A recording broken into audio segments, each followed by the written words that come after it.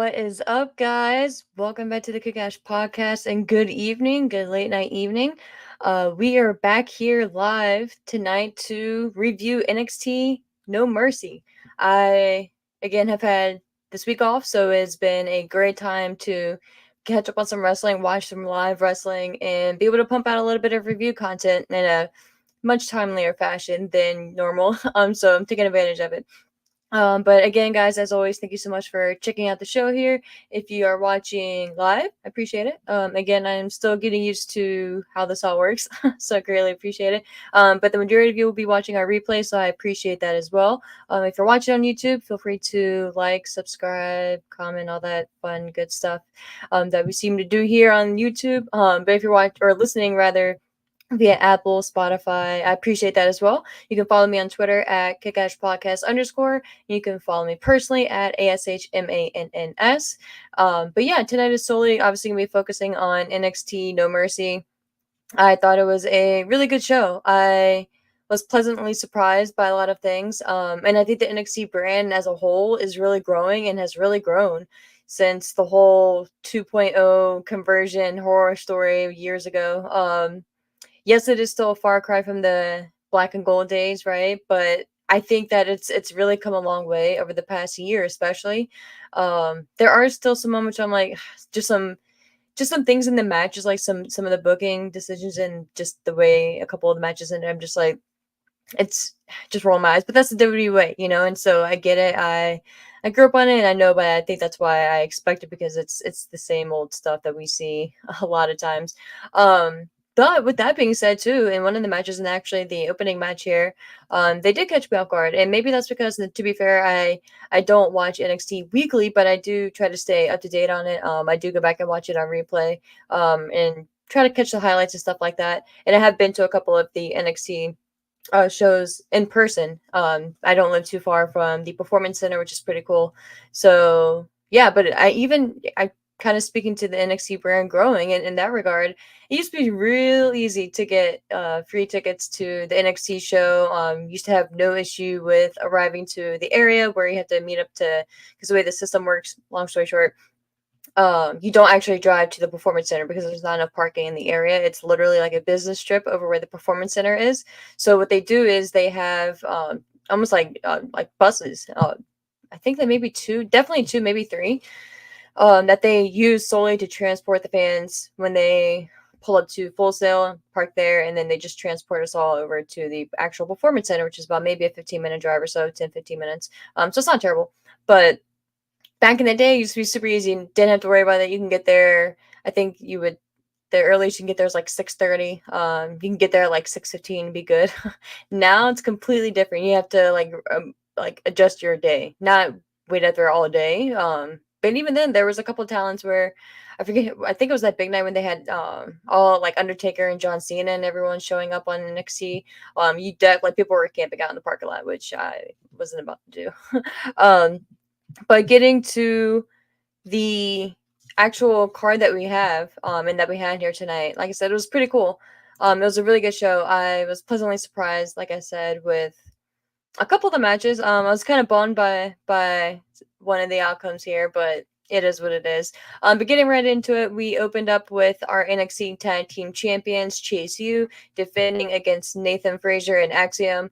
Again, Nathan Frazier, I think, is going to be something special. He, if you guys don't know, was trained by Seth Rollins, and I think that a lot of his moveset and a lot of Seth just like pours through Nathan Frazier, and I think it's really cool.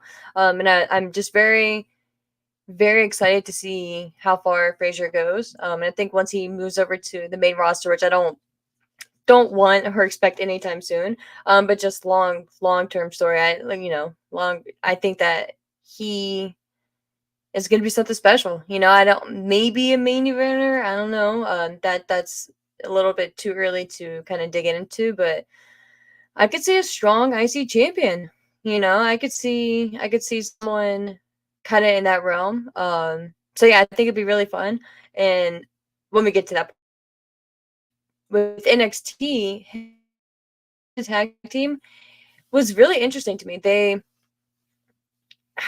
with Axiom, it's so I guess kind of taking a step back too with Frazier and Axiom, I think that if they do end up splitting, it's going to be hard to not have Axiom be the babyface, right? And but in the same token too, Nathan Frazier is just so good. I think it'd almost be more enticing to have him be the bad guy and see what he can do and have him grow in that regard. There were a couple moments where there were some miscues, and granted, we have seen that off and on in Frazier and Axiom's matches. But I think with tonight, it stood out to me a little bit, and I think it was almost like I think they were almost surprised too that they ended up winning, character wise, right? So that was a little bit surprising to me. I thought we were gonna get Chase U holding on to their titles a little bit longer, but what happened after the match was actually more surprising. It was one of the things I was referencing earlier with the turn from Ridge Holland after the match itself. And by the way, the finishing sequence was just beautiful. The Spanish fly into a Phoenix splash, just beautiful.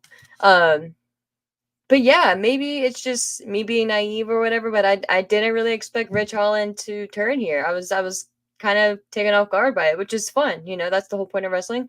So shout out to him and them for that. I'm gonna be intrigued to see what they end up doing with Ridge. Obviously, he's gonna be a bad guy, right? But he still gets that. I don't know. He not that go away heat, right, or anything like that. It's obviously died down since way back when, but he just doesn't. I don't know. He doesn't click for me for some reason. And I'm willing to give it a shot though. I'm willing to kind of invest into the story a little bit more and see what they have and what he has in this new version. But I don't know, man. It's just something about him that I don't quite click with and connect with. So we'll see what goes from there. But I think that he sabotaged the table. Not him specifically, but the beatdown that he orchestrated sabotaged the announce table later on, which we'll be getting to. Not a good night for the announce table. um, but yeah, I think it was a nice, at least for me, unexpected deviation from the norm, right? And deviation from, okay, yes, we have new tag team champions. But I think Chase U, ironically enough, because I remember when Chase U first came about, I was like, man, I don't know what to really expect with Chase U. I'm not really gonna be a Chase U student. What did they call the fans? I forget what they called them. But it just wasn't really my cup of tea. But to see how they've grown and the popularity and how they really do have a fan base, it's kind of fun. So I'm here for that. I'm here for this the change. So yeah, we'll see what comes next.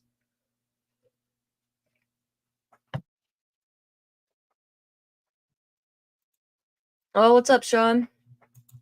Sean, you always seem to find us. What's up, man? Haven't seen the show yet. Not a Rich Holland fan either. There's not much there for you. Yeah, man. Yeah. Again, I'm willing to be proven wrong with on Ridge, but I'm not feeling it. I'm missing something, and I'd love to be proven wrong. Um, you say they probably should have done the breakup. It seems like they're taking forever, but I might be wrong. Like break Chase U up completely. Is that what you're referring to, or just break Ridge off from them? Um, Not 100% on that, but yeah, it was. If you're referring to Chase U, I'm not really surprised because I think it was one of those corny factions that you can kind of string along as you can. Oh, Frazier and Axiom, yeah, okay. Yeah, no, I that's what I thought too. I was surprised when they didn't break up after they lost the tag titles not too long ago. So the fact that they re-won them tonight, I was a little surprised by. Not gonna lie, I wasn't like blown away. I was kind of like 60-40 they were gonna win. But I still was kind of surprised that they actually pulled the trigger. But yeah, but I feel something with. I think Frazier is gonna be one of those that it's one of those that you're pleasantly surprised. I guess that's my go-to phrase for tonight with how he ends up becoming a heel and how his heel turn ends up going. In an odd comparison that just popped into my mind.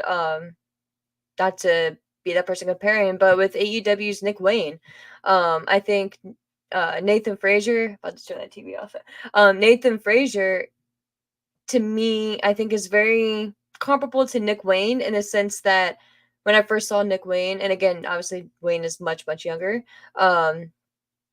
I think that with Nick Wayne, I was like, oh, there's no way he's gonna be a bad guy. Like this guy, like you love his story. Look at it, he has such a baby face, like he's such like a good guy, and like you want to support him, you want to just support his movement and be on his path, right? I'm about to turn this TV off.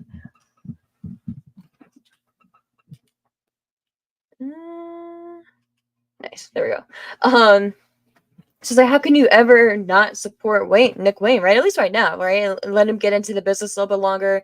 Let him build that fan base a little bit more and gain more support, and let more and more people learn and get emotionally invested in his character, and then flip the script.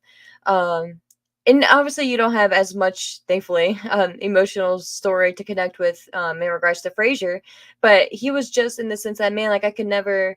Not that maybe I could never, but it would just be harder for me to envision him as a bad guy because he's just really flashy, and I don't know, there's something about him that just kind of connected with me differently.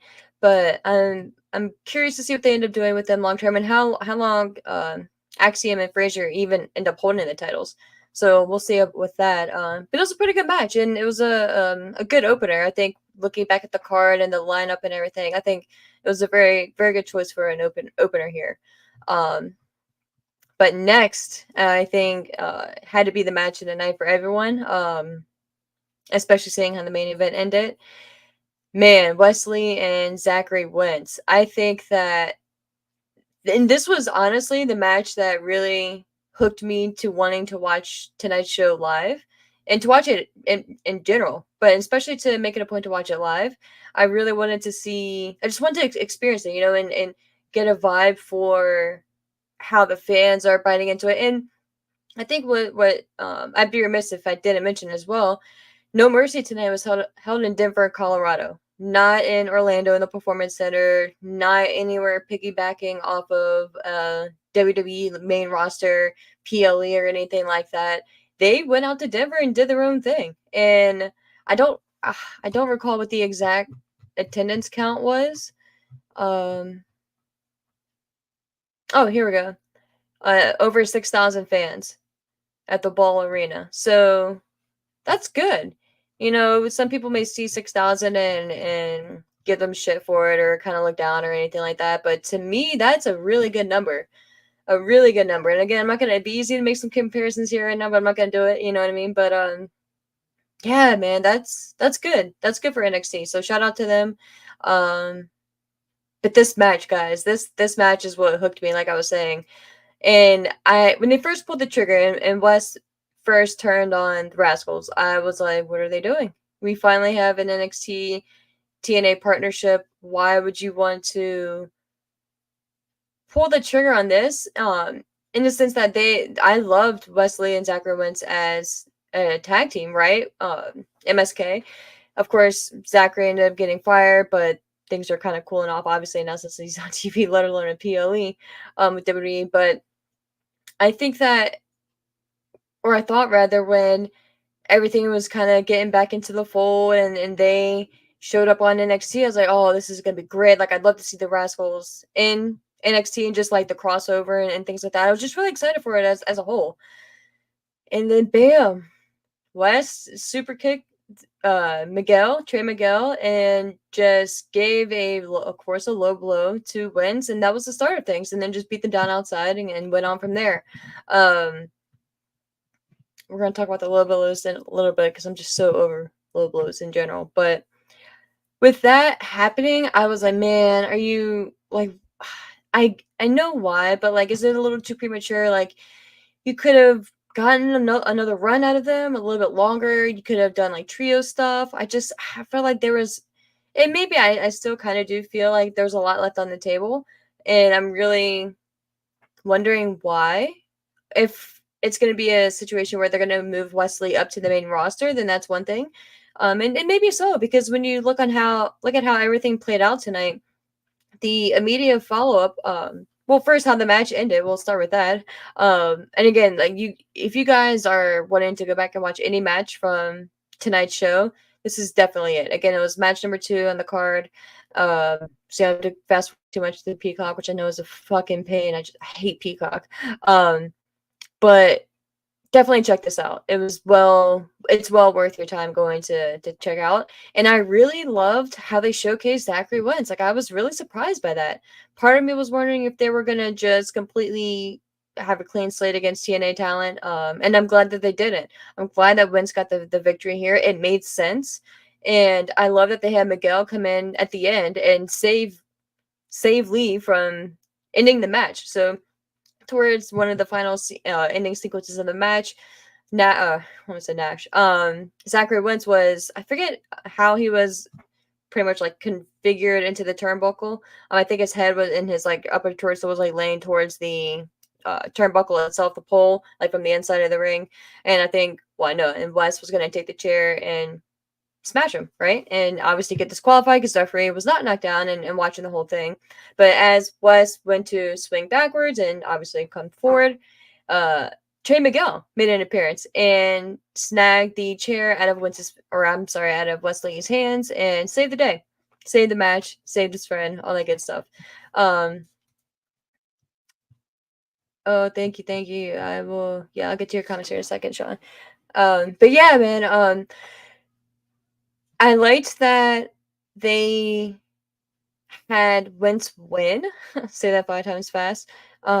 Because first of all, I was hopeful that he was going to pick up the W, but I was more so leaning towards Lee picking it up because obviously he's NXT talent, right? And the Rascals are not.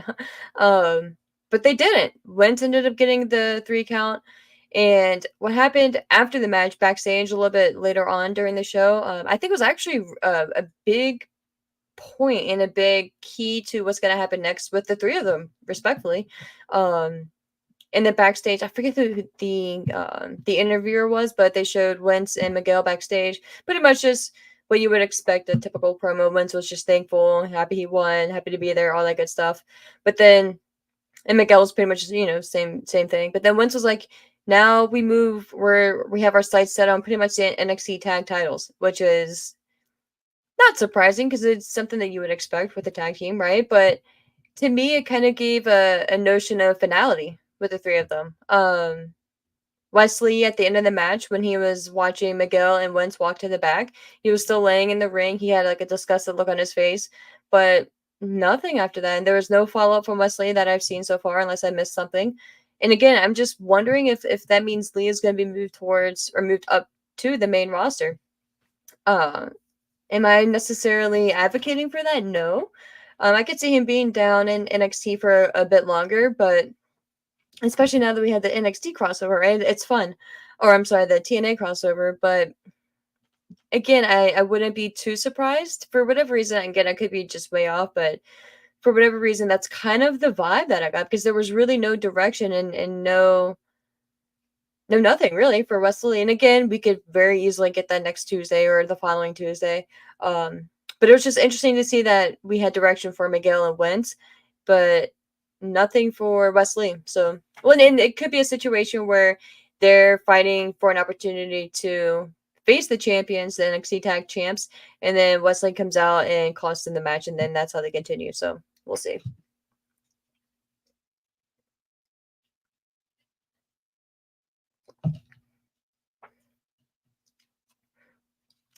All right.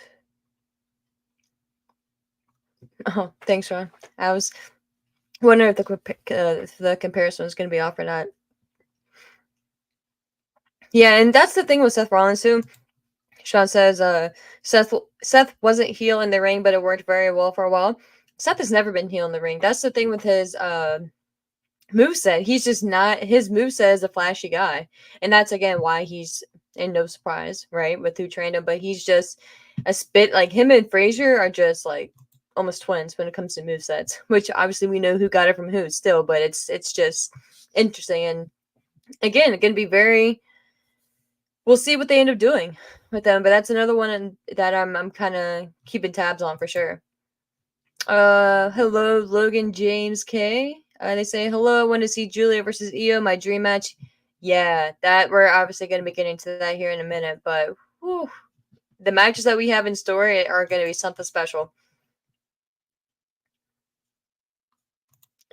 All right, looks like Sean's heading out. Get up because I haven't seen much, but I'm so glad Giulia is there. So excited for her. Plus, Femi is so good. Oba Femi. It's just so good. I appreciate you so much for. Oh yeah, well, appreciate you too, Sean. Thank you, man. Have a good night, though. I appreciate you popping on. Thanks always for the love. I appreciate you, man. But yeah, Oba Femi, my goodness, that dude. You want to talk about a talent? My gosh. Um, which we'll talk about obviously in a little bit here. But next up, we have the Women's North American Championship. Kaylani Jordan facing off, your champion, of course, facing off against Wendy Chu for the North American Championship. This match was really good. Again, I was really pleasantly surprised by the go-to phrase here. With this match, Jordan really impressed me. To be honest, I haven't seen too much of her. I've seen probably like a handful of matches, but this was probably one of her best matches that I've seen. And again, if you guys have some go-tos, let me know. But I was just really impressed. Wendy Chu for me, I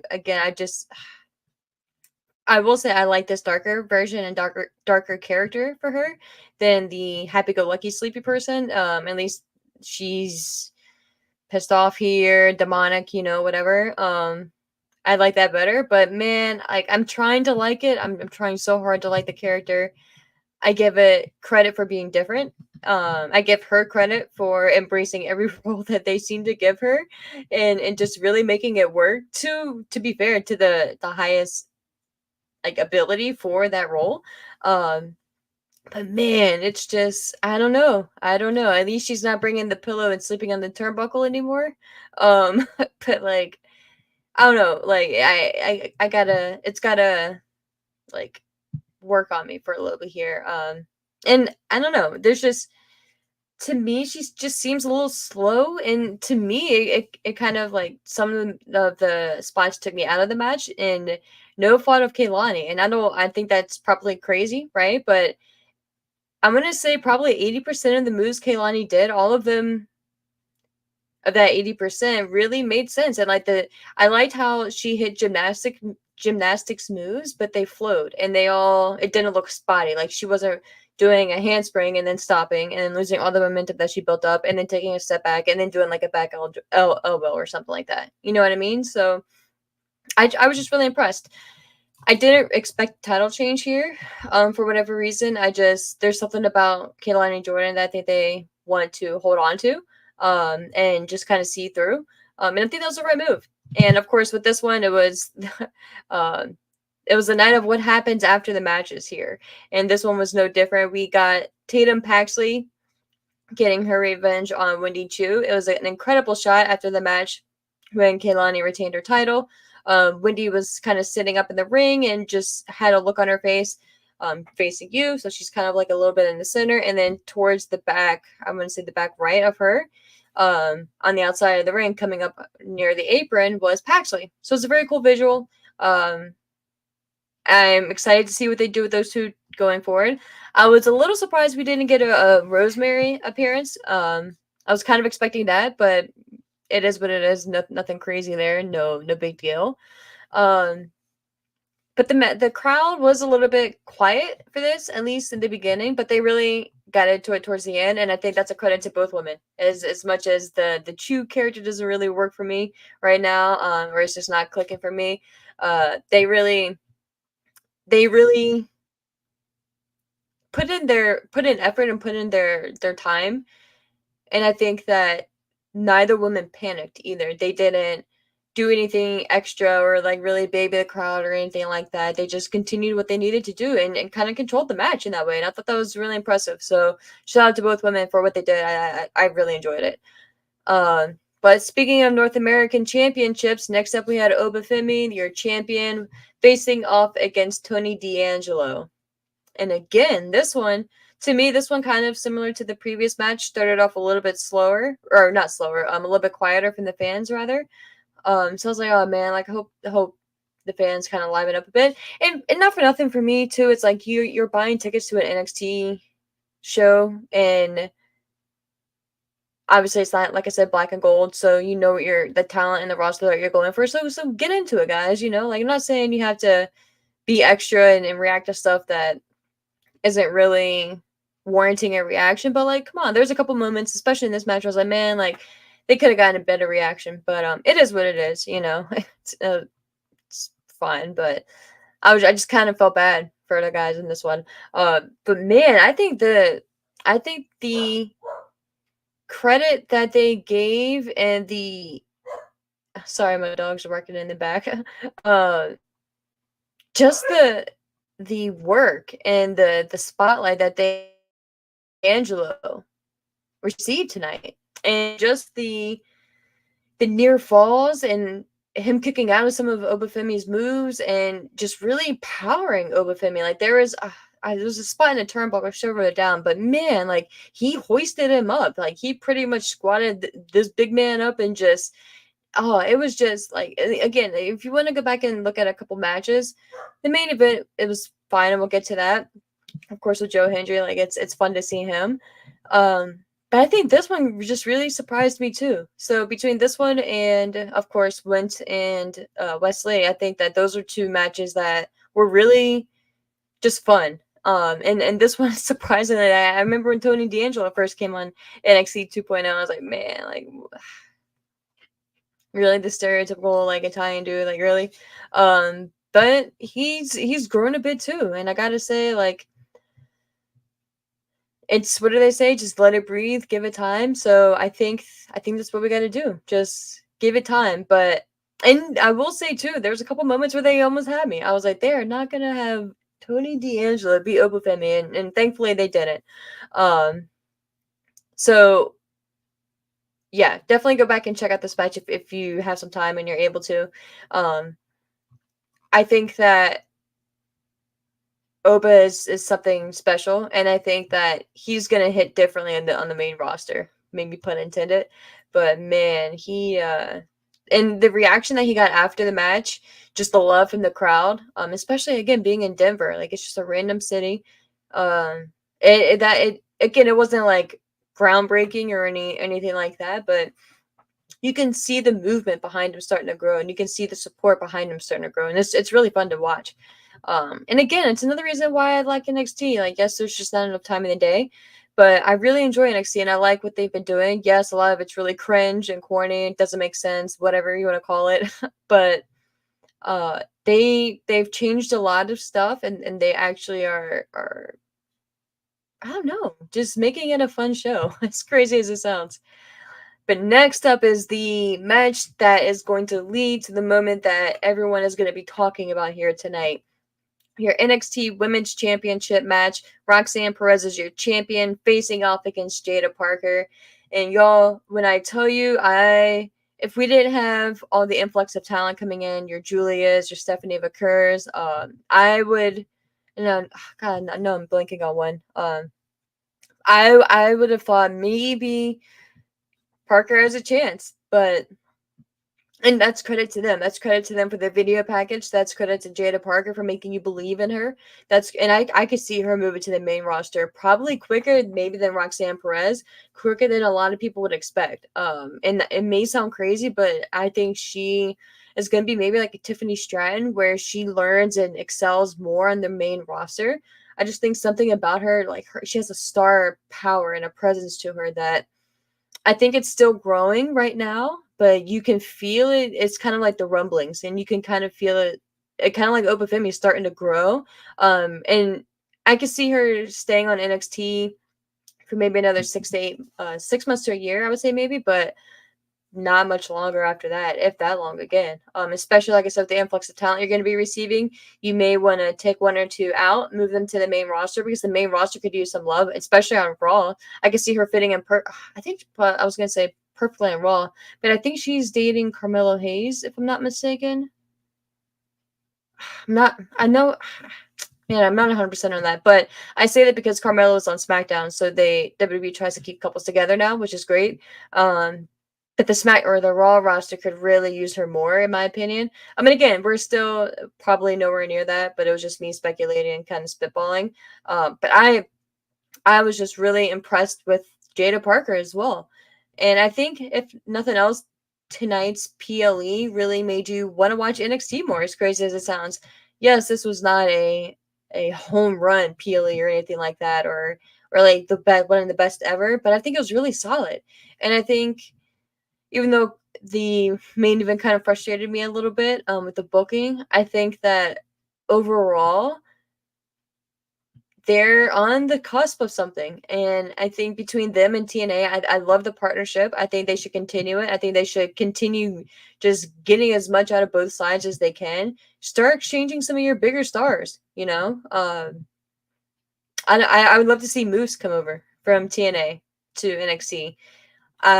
There's just so many talents, you know? I think that they opened the door, pun intended, so they need to just continue with it. You might as well see what you can do and not be afraid. Not be afraid to have your talent lose to another brand show. Like it's or on another brand show. It's not gonna crush your brand or crush the WWE world or crush TNA or anything like that. Like it's people win and people lose. And I think that it actually will probably do more I don't know, people say more harm than good, but more good than harm, you know, in that sense that, yeah, if you were to send Jada Parker over there, for instance, like I'm not suggesting this, but it's just the name that I pulled out of the hat.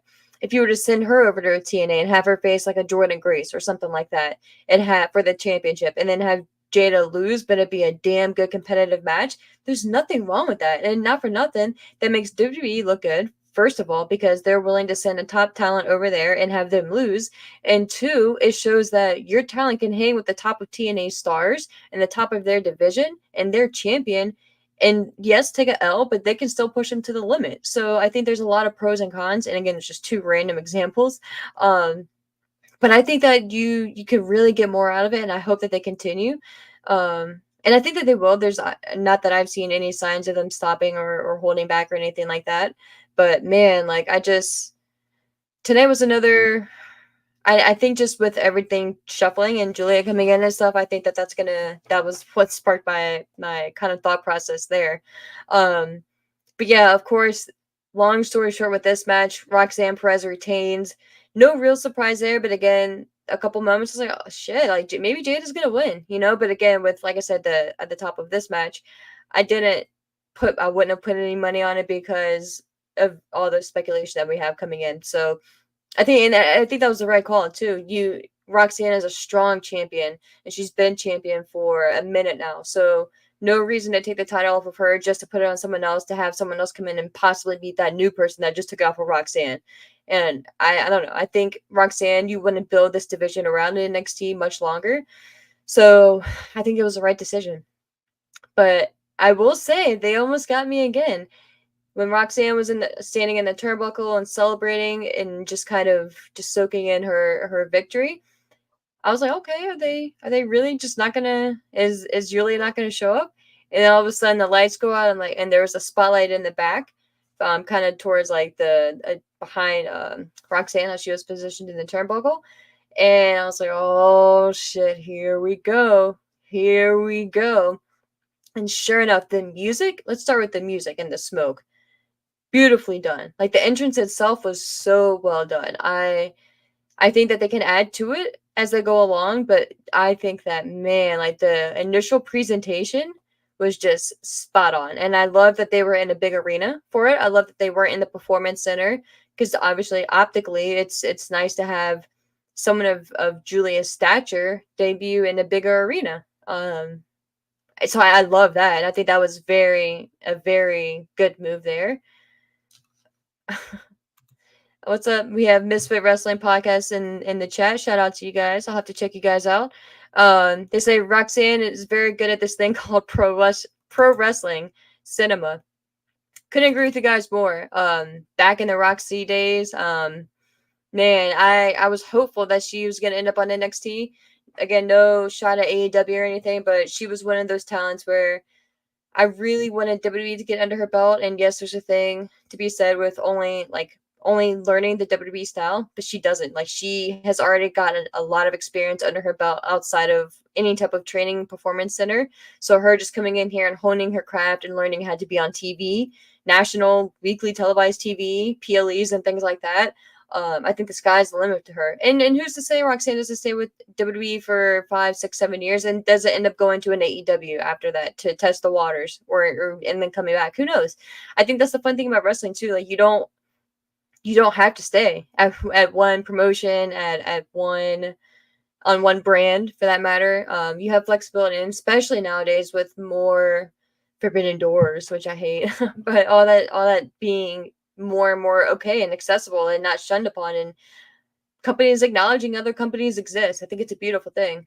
We got another comment from Misfit Wrestling. They said Triple H already gaslighting his future WrestleMania main eventer. I love it.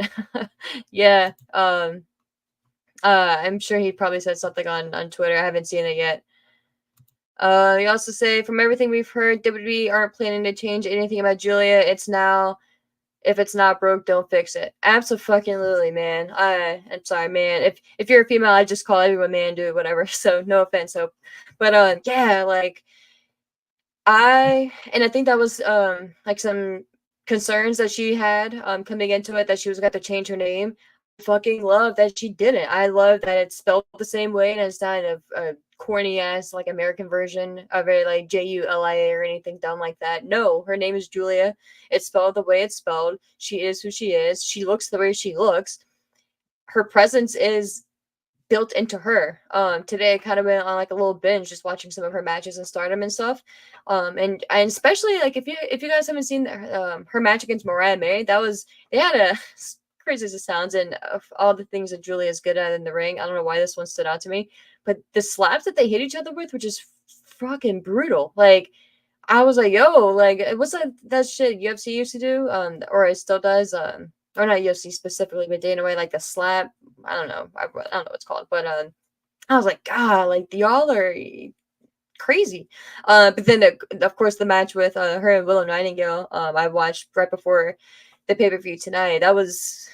It's and that match too. I think they ended up getting like 13 minutes or so. Her and Willow. Again, just a wonderful match, and I think Giulia is really gonna bring a different layer to the NXT division, almost like an Asuka. And again, not to be funny or anything like that, but the sense that she's gonna come in at a point where a lot of movement is going on, and they really need a solid player. Yes, Roxanne is that solid player, but Roxanne needs a foil, and Roxanne needs someone to go off of. And Giulia is, you want to talk about like a good opponent? That's understatement of the year. Like, she is the prime opponent for our Roxanne Perez, and I can't wait to see the story that they're going to tell. And again, that was another reason why I wanted to see Roxanne come over here, and now Giulia and Stephanie, Vicor, and all of them, because again, as crazy as it sounds, if this was 2 years ago, who may not be saying this, but I want to see what stories we get out of them. I want to see their character development. I want to see what they can present. And I love that, yes, Giulia is good at English, but I love that we're going to get some choppiness, and we're obviously going to get the accent and things like that. And I love the eventual feuds that we're going to be getting. Her versus Io Sky, her versus Asuka. Like, can you imagine that? That's definitely going to be a WrestleMania match at some point. Like, can you imagine? Um, and I think also you have a cool opportunity possibly to, depending on when they end up bringing Stephanie Vicur in, you can have her and Stephanie kind of running and kind of going on their own war path, and carving their own paths in separate lanes and go different routes, but then in a couple years from now end up meeting together in a sense of like a Bianca Belair and a Rhea Ripley. Obviously, right now Rhea Ripley is a little bit more mainstream, a little bit higher on the card than Bianca Belair. But I think if you give Bianca just enough attention and just a little more primer and more focus, I think that you can get her back in the singles main event picture like she was back in, what was it, WrestleMania, was it 38? With her and Bianca Belair, I think. And they had that match at WrestleMania. But that was a really groundbreaking moment for her, and of course she's continued since then. But I think it's very vital for WWE to be bringing in this influx of talent.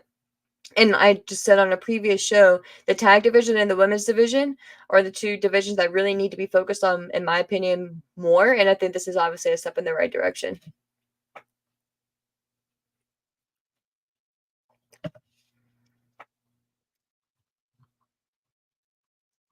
All right, let's see what you else have to say.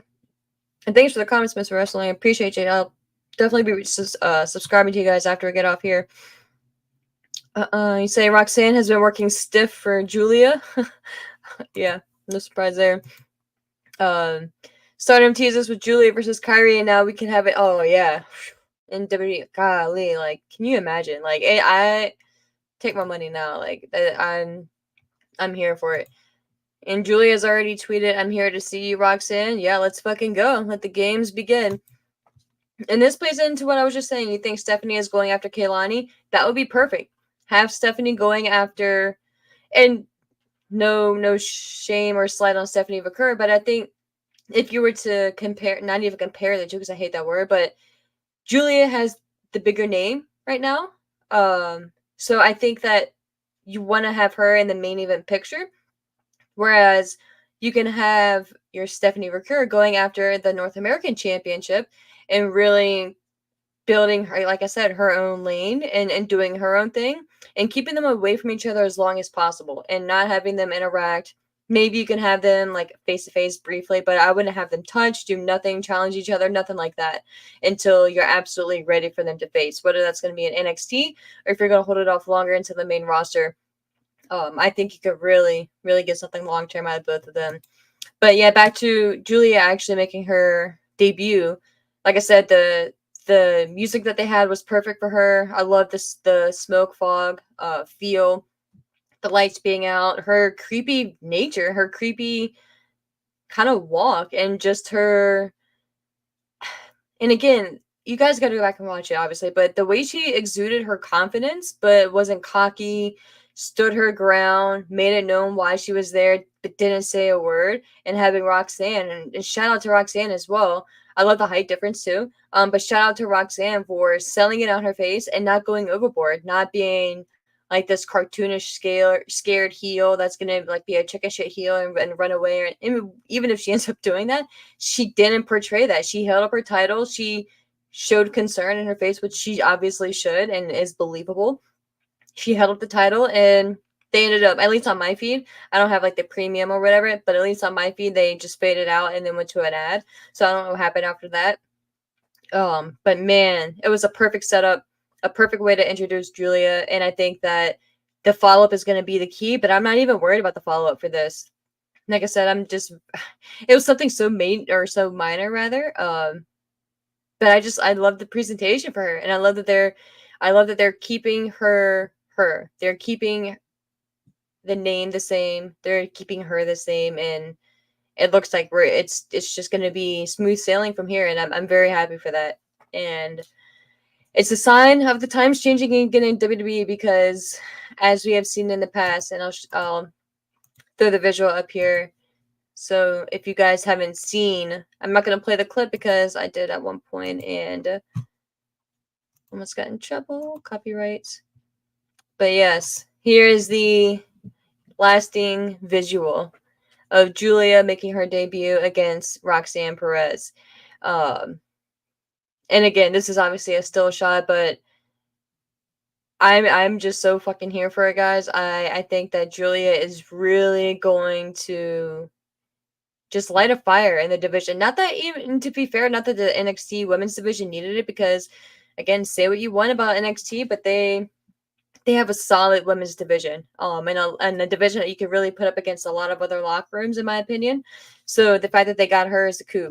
So I'm very happy for them. I'm happy for Giulia. I'm happy for Roxanne. And the sky's the limit for them, in my opinion. Next up, we have, I believe, yes, it is your main event, who everyone seems to be believing in. You have Joe Hendry facing off against your NXT champion, all ego Ethan Page. And I'm so happy for Ethan Page. Shout out to him. He deserves to be where he's at. He deserves to be the heavyweight champion in NXT. He deserves to have the spotlight on him. Have the little, I don't want to say the little in a demeaning way, but have the brand around him, and be the champion.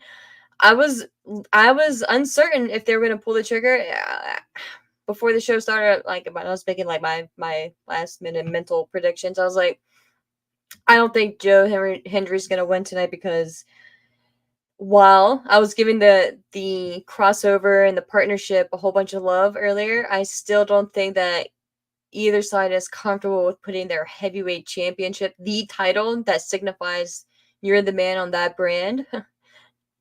Rhymes. I don't think they're ready to put that on a talent that is not contractually signed to them, and I don't blame them. I think that this was a good teaser for Joe Hendry. Who knows when his contract is up? I have no idea. With TNA, it kind of sucks for TNA. I kind of feel bad for them, because Julia, Jordan Grace is going to be leaving. Joe Hendry is most likely going to be leaving but when his contract is up. So it sucks, but TNA has been through worse, and they're the little engine that could and will. So I always give them props.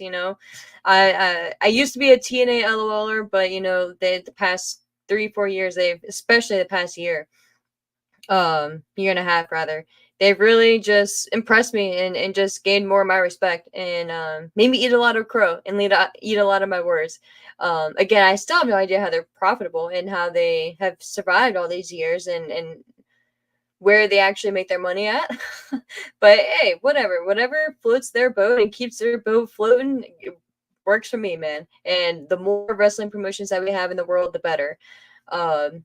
Another comment here from Fearfully Confident. Pretty cool name. They say we should have got Josh Alexander taking out Joe Hendry by end of night. That would have helped TNA tremendously. That's a very good point. That is a very, very good point. I didn't even think about that. And again, that would have been something minor in regards to NXT and what WWE would have needed to do.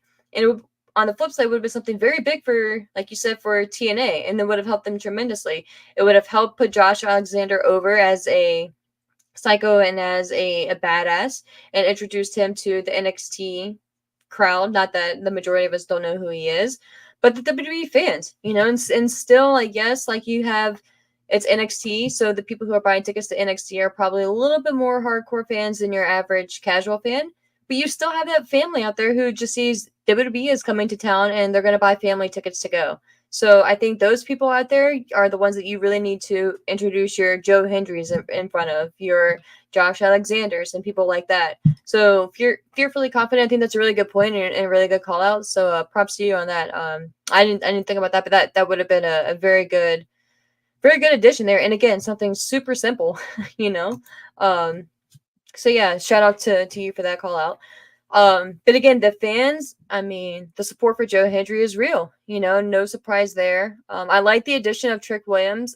I didn't really think that he was going to play much of a factor. And I'm glad that he didn't, but I kind of liked how they had the referee portion of it play into effect, where he got shoved down. Obviously, he's a wrestler, so he's not going to be down forever being a referee. But by the time he was able to make it back into the ring, another referee came out, tried to count the 3 count for Ethan Page.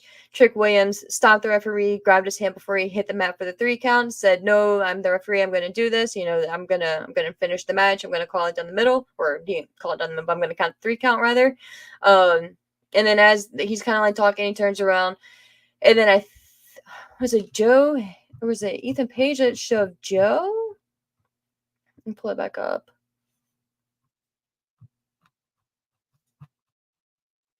It's not that big of a deal, but it's...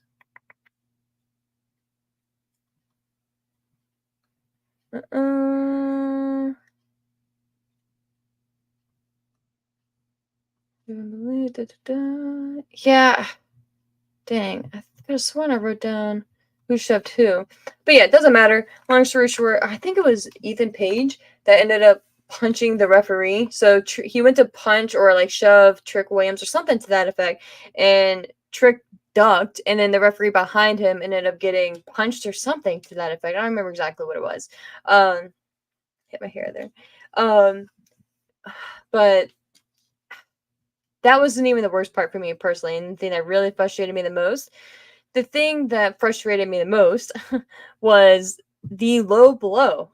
And I, if you have listened to me before, or this is your first time finding me and checking me out, I appreciate that. You will come to learn that I am so over the low blows in wrestling. I think it is so played out right now. I'm just not right now, just period. I think it's so overdone, and it's such a cop out, and it's such a cheapskate thing to do. And it's not even, oh, that's the point with the heel. I get that, but I'm tired of it. Period. It's just so it's a cheap excuse and a cheap answer to a match, and it's just not creative. It's just not something that should continuously be a crutch to get a bad guy over or to end a match or anything like that. To me, I'm just over it on any show, any brand, any promotion, any indie promotion, anything. I'm just over it. Like, can we come up with something else? Like, and there's another list of things that I'm annoyed with as well. But the low blow is up there. It's just, it's tired for me. It's tired. But they hit the low blow. Ethan Page hit the low blow, and then the Razor's Edge, and then that was it. That was the 1, 2, 3. Trick reluctantly counted the 3, and that was the end of the match. Let's see what we got here. Misfit Wrestling Podcast. Giulia already took Marigold out of her bio and replaced it with NXT. Damn. She didn't waste no time. All right. Fearfully confident. If it was Tongaloa, the low blow would have been fucking facts, bro. It says if it was Tongaloa, the low blow would have been botched. Yeah, he would have like knocked his knee out or some shit. Probably would have dislocated the poor guy's knee. Yeah, it's so fun and poor Tonga can't catch a break. But yeah, I'm just so over it, just in general. Like, can we do something different? Like, and just like the word bitch, like, oh, like, it's not funny to me when Okada says it. It was kind of cute the first time, maybe slightly. The second week, I'm over him calling everyone bitch. Like, I'm just over anyone calling anyone bitch in wrestling. Can we just get like 6 months of like no low blows, no anyone calling the word bitch? I'm sure there's something else I'm not thinking of right now. Super kicks is another one. It's just I don't know. To me, a lot of things are just getting saturated. And like Okada, yeah. I not Okada being saturated, but that was reading a comment there. But yeah, it's just, to me, it's annoying because, and for the main event, for instance, you had the referee being knocked out in Trick, but then coming back, which is, I give them credit for that. He didn't put the referee shirt on, and then all of a sudden lose any type of power or strength or resiliency. Because whenever you're a referee, if you get looked at the wrong way, you're laying down for minimum 5 minutes. So with that, I was like, oh, here we go. But no, props to them. Trick came back in, saved the match at that point. Says, no, I'm the referee. I'm gonna do what I'm gonna do, and he did. And shout out to him for that. And he called it down the middle. But yeah, I didn't expect Joe Hendry to win. It would be very cool, but it just didn't seem like the right setting. I kind of got a vibe when he came out that he wasn't gonna be winning too, and I think that was just maybe me projecting. But I was like, oh, this dude ain't winning. And again, it makes sense. Not that I'm shitting on WWE for not putting the title on Joe Hendry or anything like that, because TNA didn't even put it on Joe Hendry. So if TNA's not even going to put their World Heavyweight Championship on him, why is NXT? And again, there is most likely a longer-term story, and not story, but long-term plans that both companies have for Hendry, and they know why they're doing things that they are doing. But I'm not over here raging that Joe didn't win the title. It was to be expected. But I do like what you said earlier, fearfully confident regarding Josh Alexander coming out. That would have been a cool little addition there. But yeah, guys, that's everything. Of course, like we were talking about earlier, the main takeaway from the show is going to be the debut of Giulia making her WWE debut, NXT debut. The follow-up that we're going to get next Tuesday. I think that they should have them open the show, or maybe depending on what you have the lineup for, I haven't looked at the lineup for NXT this week, but depending on what your main event is going to be, maybe you want to have her towards the end, but I don't know. I think you maybe want to start off hot and maybe string it along too. Not have her open the show, but have Roxanne open the show and then have Giulia come out, maybe confront Roxanne, set up something there, and then go from there. And again, I think the sky's the limit, and it's going to be really fun the next few months and the next year that we're going to be getting. Got a comment here from Fearfully Confident. Thank you again. How do you feel about the All Out build with just 2 weeks? I'm actually going to be doing a prediction show for All Out sometime this week, so I'll be getting into that more in depth, but I'll leave that up there. Much better than last year. I still think that they're doing themselves no favors having a pay-per-view so close to All In. At least it's not the very next week. Some of the matches feel forced, like Jack Perry and Bryan Danielson. I was not a fan of Jack Perry having his video just primed and ready to go to address Bryan Danielson, and then all of a sudden he's in the ring. I wasn't really a fan of that. I was very surprised that they had Christian Cage win the that battle royal. I forget the name of it. I think like many people were thinking it was going to be Paige, and I was kind of thinking that Bryan Danielson was going to maybe take the L and Swerve was going to retain. To me, it just made more sense storyline wise for a lot of different reasons and a lot of different characters having Swerve retain. But I get the enticement of wanting your lineage to include Bryan as the heavyweight champion. So I get that. I'm not even saying it's necessarily the wrong move, but I was still a little bit not questioning it, but just like, okay, like I get it, let's see what goes from here. And how long Bryan lasts. But I think with the All Out build as a whole, again, I think they're doing much better this year than they did last year. But I think that it's still rough, you need to, and I don't know, like, it blows my mind because they literally create their schedule. Like, I understand, like, you have to do what you have to do and like work within confines of different arenas and different stadiums being available for logistics.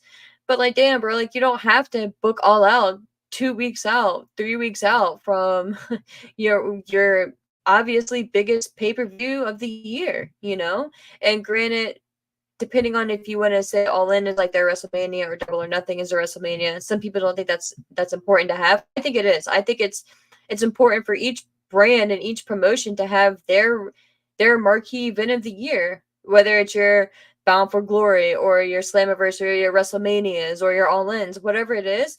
Have that and own that as your brand and as your company and have that as what you're building toward each year. So the fact that you technically, in my opinion, you have that in All In now, which is good that you've solidified that, in my opinion. You don't need to have a PLE or a pay-per-view 2-3 weeks after. I mean, just kind of shooting yourself in the foot. Yeah, and you say 2 weeks is ridiculous. It is. It's ridiculous. There's no reason for it.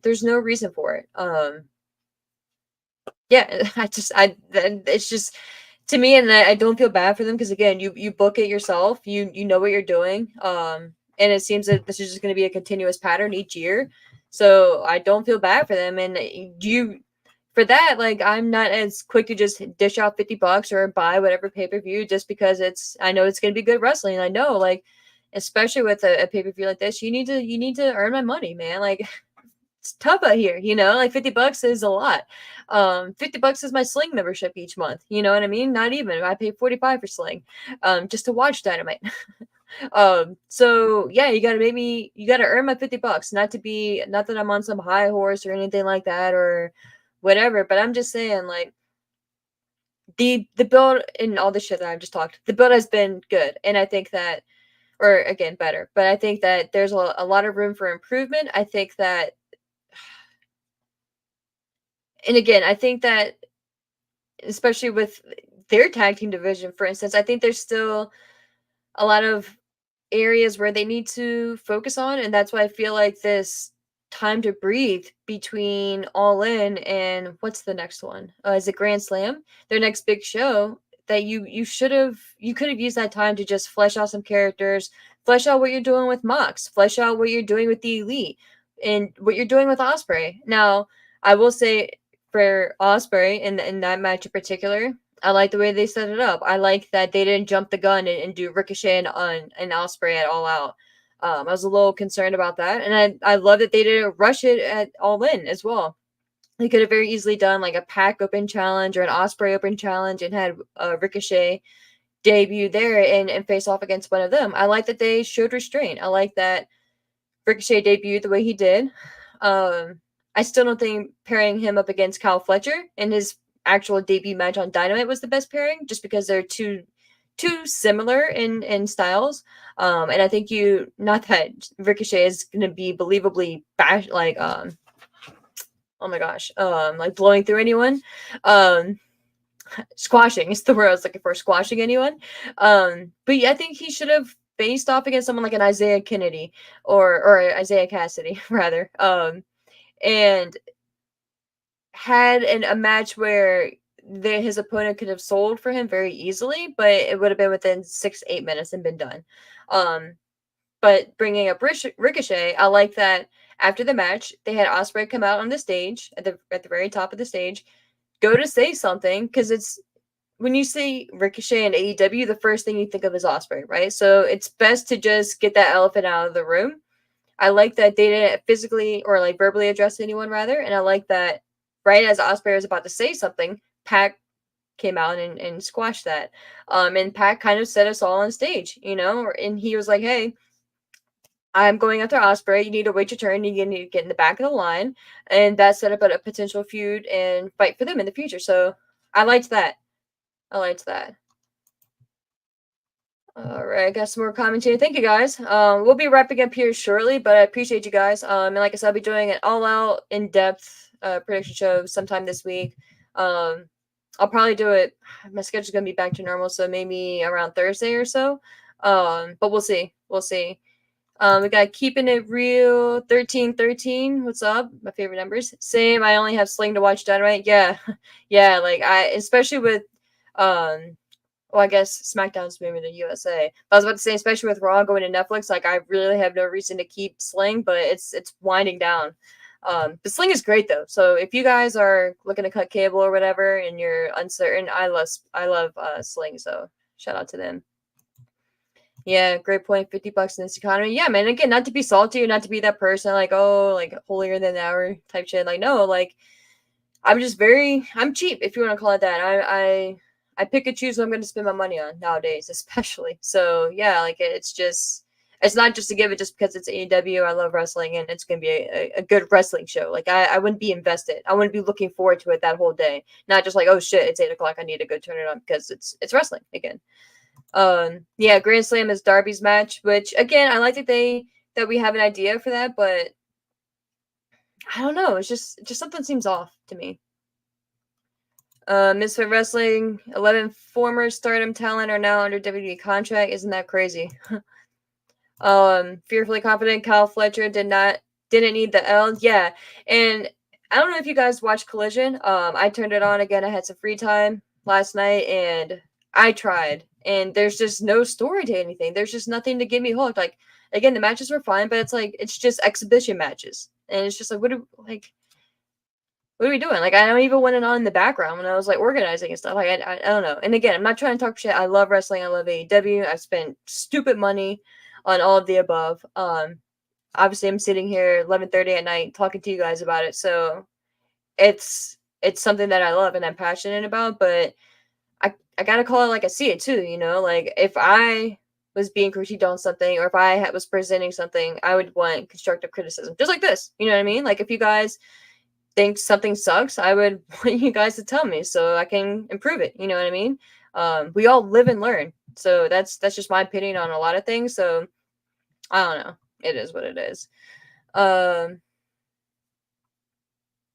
Yeah, it's Darby's match. Yeah, Mox called out Darby. That's going to be really interesting to see where they go with that. This new version of Moxley. I'm not really sure if he's going to be a good guy, bad guy, what he's doing, if the BCC is broken up. I kind of hope they are. What he meant by it's not your company anymore. A lot of people are saying is that Shane McMahon speculation, adding fuel to that fire. I love a good conspiracy theory, so I'm like, yeah, fuck yeah, let's do it. And just because I would love to watch Twitter burn as well, I think people would lose their minds.